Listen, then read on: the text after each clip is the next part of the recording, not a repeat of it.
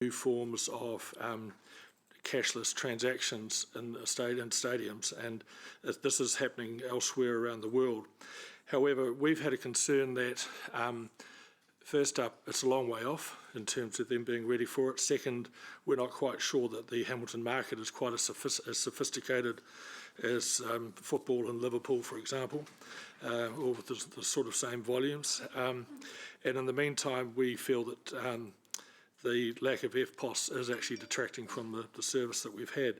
So we've been in a long conversation, a bit protracted, with Montana Catering on this issue. They provided a report to me on their reasons why they wouldn't do it, and it wasn't, and I referred to it at the last meeting of council where we discussed that, and but I didn't receive the report in time to present it to council. I've since gone back and sort of rejected most of the points that Montana had made about that report, and that report about why not move to EFTPOS. So we've continued the discussion, and a couple of weeks ago Montana basically did an about face and said, okay, we'll introduce EFTPOS. So it's on its way. They will be looking to introduce it next year. They said at this stage they would have it ready by June, but we have since had discussions and we're going to advance it sooner than that. My intention with your approval is to actually close out this as an action item for council, and we will report back to you on progress with not just the introduction of EFTPOS but also the service delivery with EFTPOS at the station through our regular quarterly reporting that we do for H3. So over to you. Thanks, Madam Chair. Thanks, Sean. This is good news. I just wondered in the report, and I had this conversation with you last time, it talks about EFTPOS as a generic, but doesn't have the distinction of PayWave, and in that there was the time delay issue where you're entering a PIN versus just PayWave. Is there any exploration to that? Yeah, look, the PayWave will be a part of what they introduced, but the PayWave and EFTPOS might use the same machine, but they are separate technologies and separate arrangements with the EFTPOS clearance organisation, so they are quite different. You go to a lot of places now that have a machine that can take PayWave, but they say no PayWave, and it's because of the cost. Because there's, I think it's an extra 0.5% or 1.5% or something like that. So, so it's a bit of a mixed bag in terms of some, and also some of you, I'm sure, have experienced that some PayWaves still ask you at times to put in your PIN number. So, either way, it's part of the total package, but it's a separate arrangement that has to be. So that's just to clarify that on the technology point. Could I ask, just as an action item, Sean, that you put that into the mix and we get Sure. that distinction next time? Yes, we'll do. Because I would be of the hope that, although there's a percentage increase, the volume and speed would compensate. Sure. On page 8, under the in the attachment under point 2, it talks about electronic means in the public concourse areas of the Brian Perry stand. I don't recall us specifically asking about a part of the stadium, but is that the part that Montana has the remit over? Montana has the remit over the entire stadium, but the public concourse is really the major area for food service. Now, obviously, there's food service vendors that are over by the Well Network stand, and they will become EFTPOS capable as a part of the arrangement. Okay, so we could effectively ignore that comment? Oh, yeah, look, it's just, that's the major distinction where there has to be a bit of work done to install equipment in that. Yep. Okay, thank you.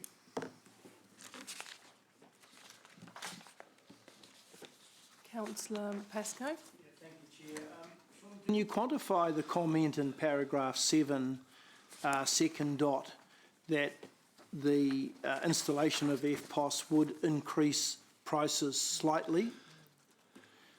And I ask that in the context of your earlier comment about it being 3.5% for your transaction last night. Yeah. And also, I would have thought that Montana would have already done a business case on this, and they should know what the cost is going to be to them and be a little more specific in terms of what the price increase would be rather than increase prices slightly. Well, first up, the Montana don't currently provide for commissions in their existing costing for services. So for some chips or a wine or a beer that's not the cost of FPOS provision isn't within their pricing, and that they will sort of add to that. They have not. They've certainly done a lot of work to establish how much it will cost them. What they're trying to work out, and it will be tested, to be honest, once they introduce it, is how much it means, because it's a different view. We have a view, and we've had views from other stadia around the country, that FPOS increases sales. So it increases sales, and that should hopefully overcome the cost. Conversely, they have not had that view. They have been concerned that it could decrease sales because of longer wait times. And look, we've just got to work through that. The actual cost increase would be minimal. I would add that the Montana and ourselves review costs every year in terms of any movements in their pricing, and that's benchmarked against other stadia around the country. It's also benchmarked against McDonald's and Hoyt's cinemas. So we sort of get a bit of a sense of it. So it would be 50 cents here or there if there's a price increase, but they have not got down to that precision yet, and we'll be reviewing that in June. So what about some form of differential pricing? You know, presumably last night, if you hadn't used your card and paid cash, you would have saved the 3.5%. So is there does the same thing potentially exist for Montana to say, well, if you pay cash, this is the price. If you're going to use your card, this is the price. And that way the customer has the opportunity of... Yeah, potentially, but look, I'd have to say we're talking cents, and we'd want to keep the whole transaction base as simple and as clear and easily understood as we could. But they charge everything there in either whole dollars or 50 cents. So, lots, you know, yeah. a slight increase to me would be at least 50 cents. I would just caution. You know, look, I'm not wanting to be difficult, but you know, getting a report that says increase prices slightly, I think, is a little bit vague to me. When in fact these guys have got accountants and number crunchers on board who could do all of this work before. And look, they're going to work on that. All that Montana asked me to specifically put these points into this paper, because they wanted to at least have you aware that of their concerns about what they're doing, so that if there is any pushback or blowback further down, they would have been clear on that up front. I don't think that will ever be the case personally, but I've been proven wrong before.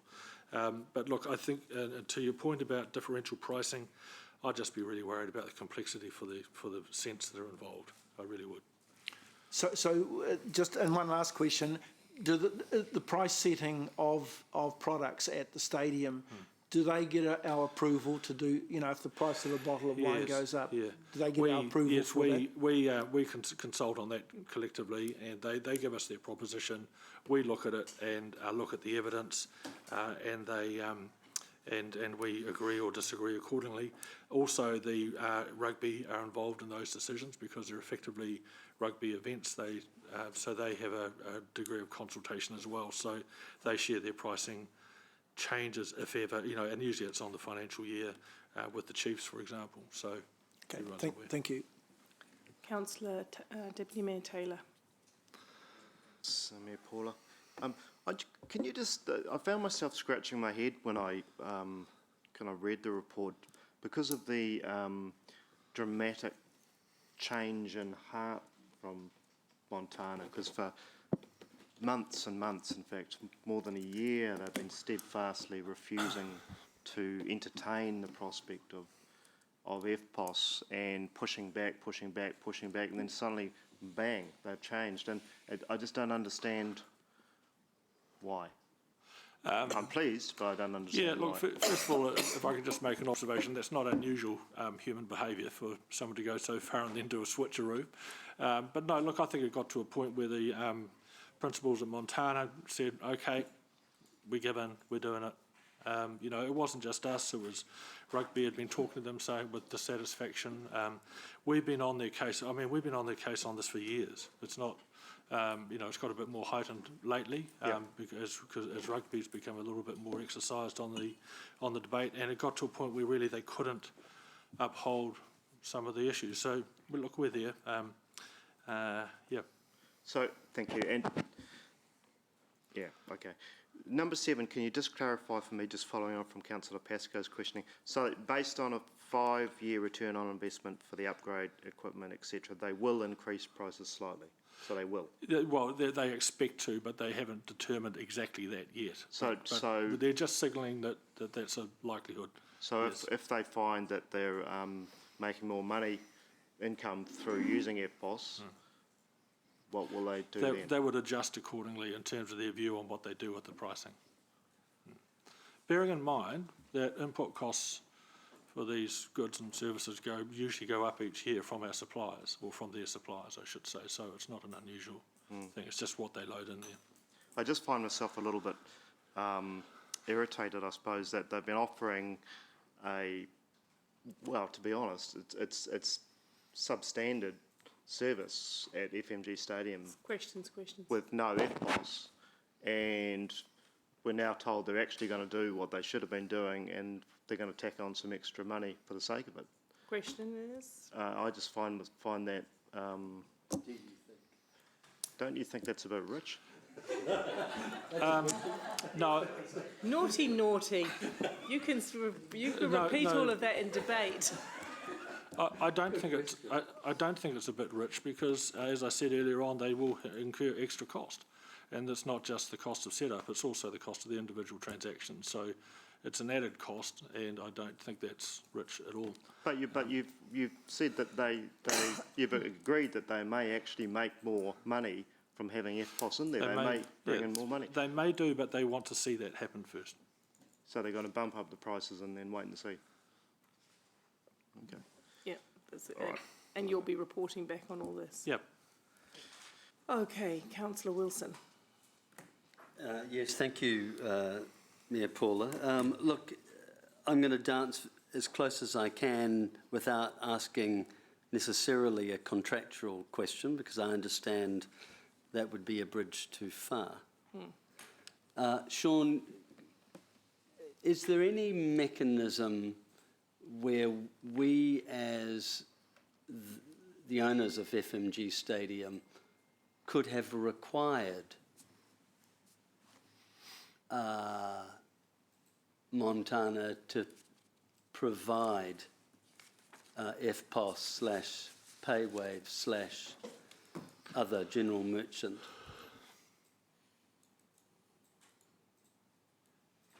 Yes. So our contract with Montana requires them to meet market demand or meet the market norm and standard, and we have the ability to challenge them on that, which is exactly what we've been doing. And they have the ability equally to say, hang on, we don't think that's right. And so it's not abnormal for us to have a debate on that or any other issue, not just EFTPOS. There are other issues from time to time that we work on with them and say, hey, we think that we need to be moving towards this.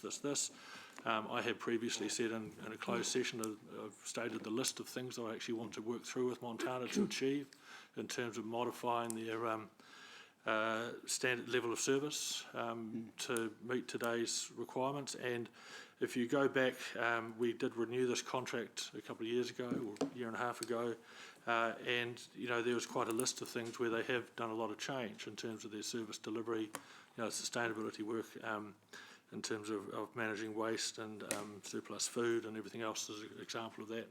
I've got although I had a ginger beer just before, I do have a thing about sugary drinks that we're working on with them in terms of changing some of the product that we provide and things like that. So it's normal day to day. We meet every month. We have conversations about how it's going. We have conversations about how things are changing. How can we work together? And so the time frame that you've spoken about, this good, positive interaction, you're not surprised that it's taken well over a year and a half to get some traction? No, not surprised, but it's been a little bit long. Cool. And with your insight and expertise in this area and looking at other stadiums throughout New Zealand, I notice even airlines over the last sort of 5 years have embraced the efficiencies, and these are what I understand, and maybe you could give me a commentary on it, proven efficiencies that result from going from cash to cashless transactions, both in terms of my understanding, both in terms of increased levels of sale, increased evidence of cash security, and in fact, in most cases, the costs that are incurred are easily outstripped by those efficiencies. And that's been the exact debate that we've had, as I said before. So they have been less convinced. We've been reasonably convinced, and we'll see how it goes now. And just so I'm clear, and now they are convinced, but they've sent us a very clear indication to be able to do this, there will be a price increase. They've sent us an indication to be able to do this, that there may be a price increase, but they've also said these have been our concerns all along. We just want to make sure you remember that they have always been our concerns. And you're over the top. You've set up a mechanism whereby, as a result of positive improvements of sale, you've created a mechanism where they, in fact, reduce the price if they have added a price, if they've seen an increase? Yeah, we can have that conversation with them. I mean, that's part of the pricing reviews that we do with them. Yeah. Right. Cool. Thank you. Councillor Hamilton. If I may, just following on that point from Councillor Ewan, Sean, do you have visibility to the quantum of transactions and the spend? Yeah, we do, but we do need to lift our game on that. So we are working with Montana about... Because they've been cashless, it's probably been hard. Or Yeah, cash, I mean. we do. Look, we've had this discussion before. I mean, we do have certain things that we sort of monitor in terms of how sales levels and everything else are going, and we get reports from them. But we do need to tighten up on that whole thing. So we're about to have a discussion with them about our processes on that front, so we can get more monitoring. We do get monitoring from Rugby, however, they do their own work, and so we do also get an indication from them. Because we take a margin on sales, is that right? Yeah, it's commercial. Yeah, okay. I'm not going into detail, but obviously then we should have access and visibility Yeah, to that. we have any access we want. We have not probably been as strong as we should have been in following up on that access. So you'll have visibility to that as the points have been raised. Yes. If they're going to justify it, we'll be able to have full visibility as to the housing wise and what falls. So going forward, that issue going will be forward. resolved. Absolutely. Also, just on this 5-year return on investment for the upgraded equipment, maybe I'm being primitive, but most retail outlets, they pay $100, they get an install and they pay a lease on EFTPOS equipment. So what's the huge 5-year, five-year investment? Well, they're going to own their own equipment, and they actually have to upgrade all their cash registers and till systems to actually operate it, because they're on old technology. So it's quite a leap that they have to do with the equipment they use now. I guess though they'll be able to. So it's not just the terminal. They'll be able to leverage that upgrade to other software though, should they go down that path. I'm assuming. I'm assuming so, but I can't say for sure. Thank you. Thank you. One more question from Councillor Wilson. Councillor Ryan answered Covered it off.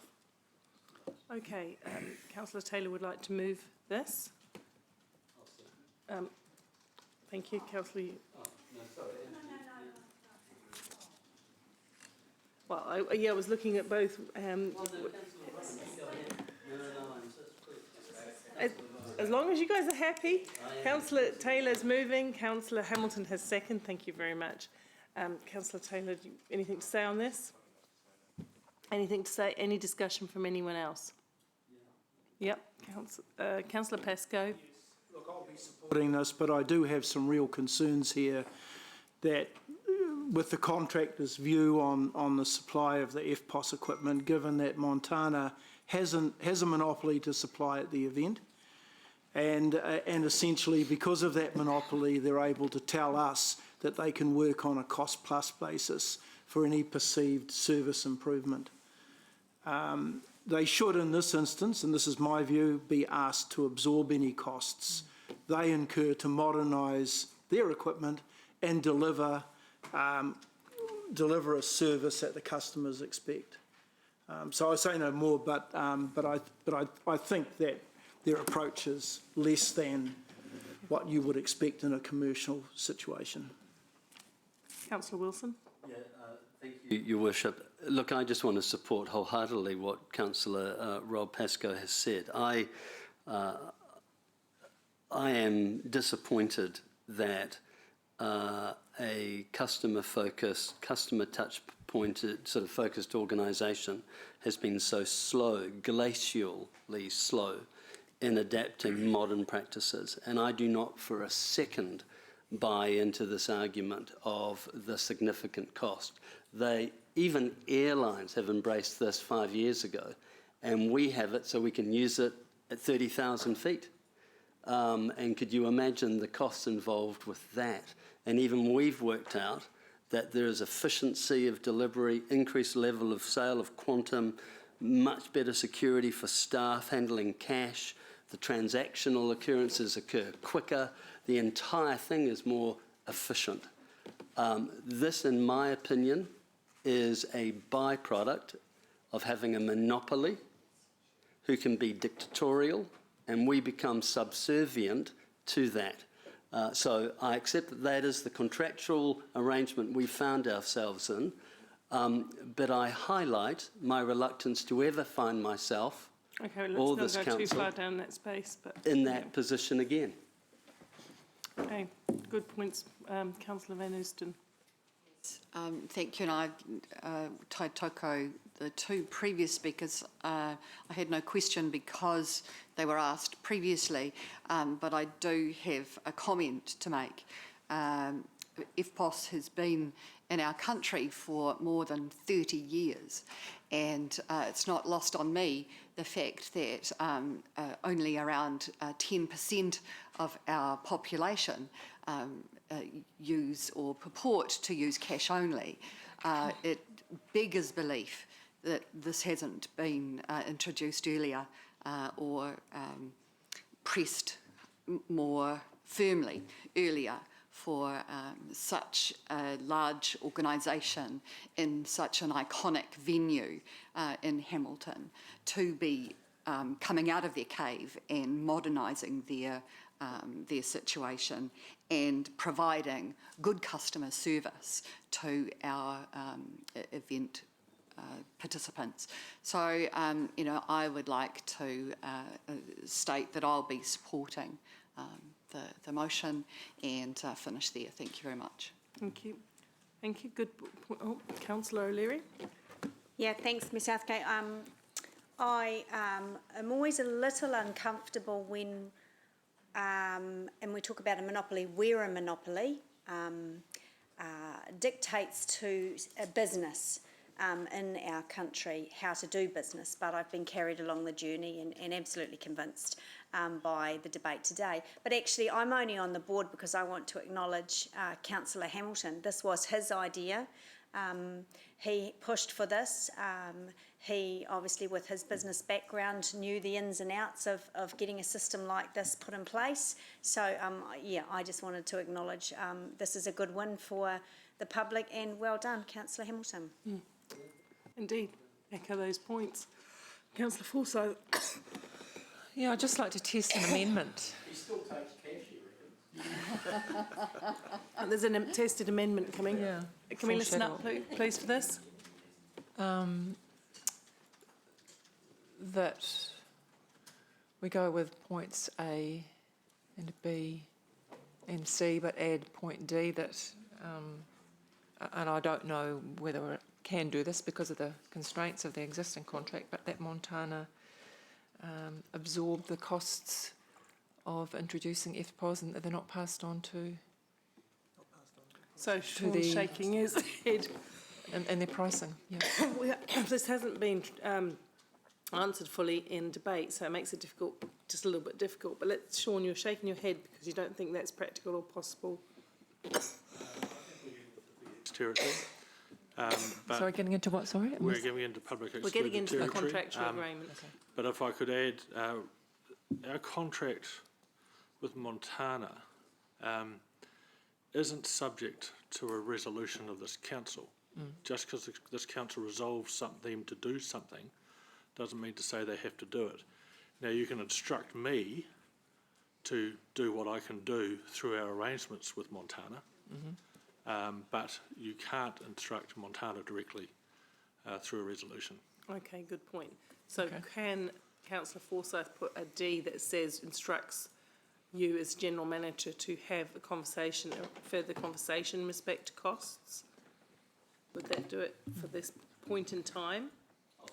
Can I Yes, you may. ask a question? So Sean, effectively the process you have in place for pricing with Montana requires you to engage with this topic regardless anyway, doesn't it? Yes, it does, because there are so many other input costs. I know it's a concern to you about the FPOS, and there's, but there are costs of FPOS, but they are for a transaction basis. We're talking about cents here. If Montana chose to raise the cost of a beer from $7 to $7.50, you won't necessarily know how much of that 50 cents relates to FPOS. It might be the supplier's cost. The cost of beer's gone up. In fact, I've got some lists showing how there are quite substantial prices coming up from their suppliers next year. So it's very difficult to break down and be specific with this. So it's one small, very small part of it. Can I have Thank it you. on the board, please? Sorry? Can I have it? Okay, so we've had the debate about it. The question that only remains is there's a D.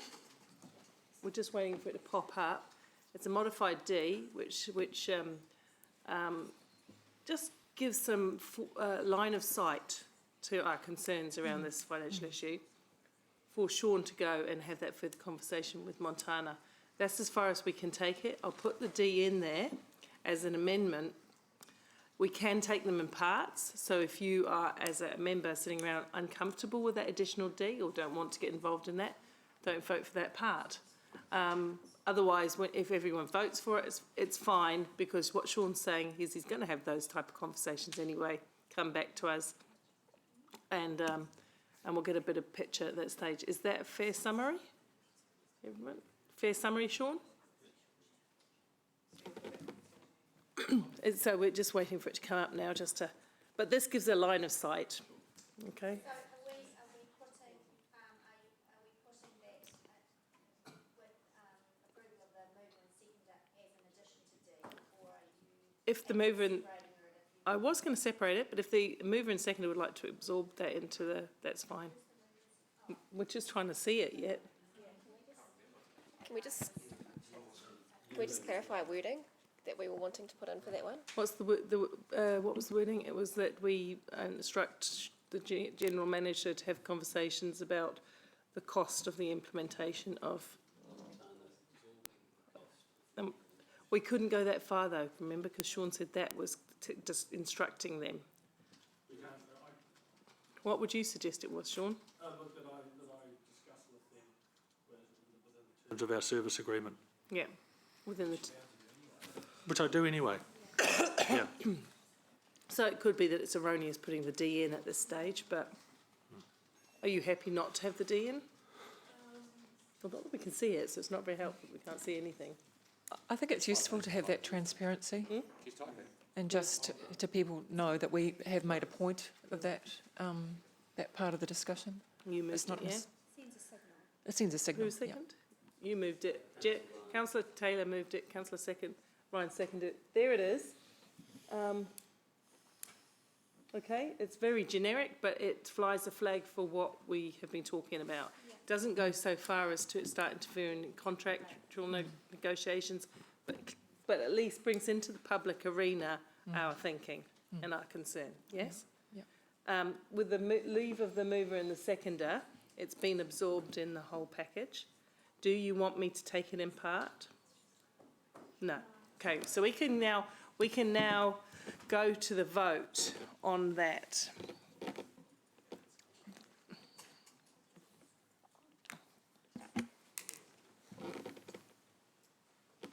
Right.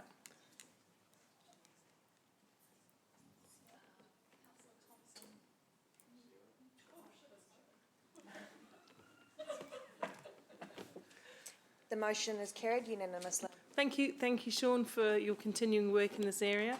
We have a mover and a seconder to go into public excluded, which now, of course, we do need to do for the next items. Can I just say publicly congratulations to Sean and your team for the award, Sean? Thank you. Yes, for Yeah. H3, well done. Yes, very good. Well Yeah.